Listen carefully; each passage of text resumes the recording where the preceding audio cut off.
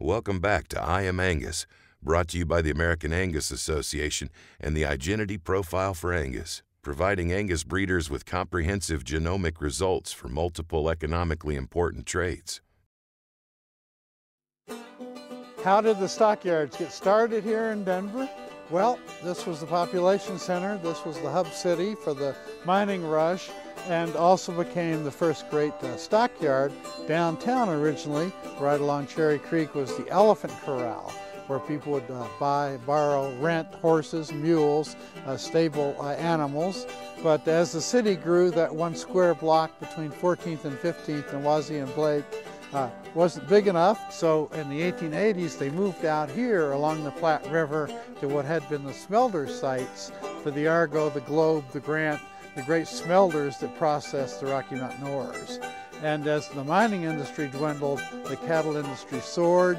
So during the 1880s, a great railroad mining boom, you also had this huge increase here in the stockyards as they had pen after pen. It's not just cattle, but sheep and pigs and hogs, goats, all kinds of creatures. Behind us here you see a key ingredient in the cattle industry, this Denver and Rio Grande stock car. There would have been hundreds of these out here in the heydays, the 20s, the 30s, through the 1940s. And of course, most of these creatures rode those stock cars into Denver. The railroads are here as of the 1870s, so you can start shipping your sheep and hogs and cattle into the stockyards here. The first stock show was quite a misadventure. This was 1898. The city of Denver decided they'd put on the Great Western Stock Show. And they made the mistake of offering free beer and free barbecue. And that, of course, attracted every bum and hobo and school kids and everybody come out for a great free feed. This led to a huge riot when they finally opened up the kegs of beer, and several people were trampled. The city got a very bad black eye from all these people that came in from all around the surrounding area. Said that city is filled with bums and criminals and drunkards and rioters. It took another 8 years before the stock show actually gets started officially in 1906.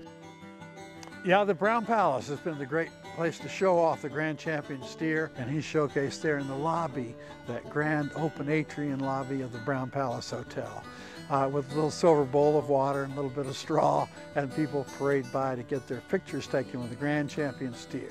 Well, one year, he got out.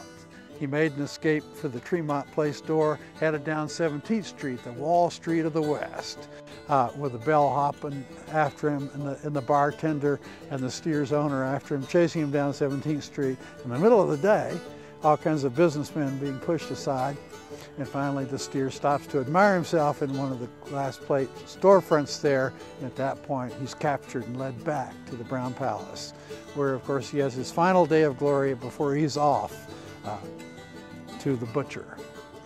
And then there's the story of Big Mac. This was the white Charolais that was painted to look like a black Angus and won the national champion steer contest. Big Mac, McDonald's hamburgers bought this and named it Big Mac, and then noticed that this black Angus kept getting whiter and whiter and whiter.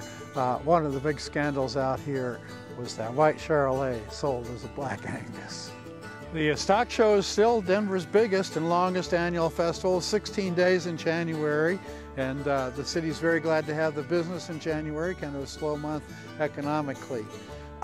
Denver is a cow town and proud of it, and we're very lucky we still have this stock show as a symbol, as a reminder, a monument, if you will, to the cattle industry, which became one of Denver's and Colorado's major economic drivers.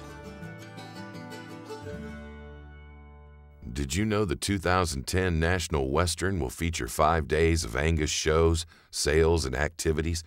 Events include the ROV Angus Show, also designated the 2010 National Angus Show, a Junior Heifer Show, the annual Angus Bull Sale, sale of the 2010 Angus Foundation Heifer Package, as well as educational events and socials. Coming up next, a successful Angus beef operation in one of America's most unlikely places.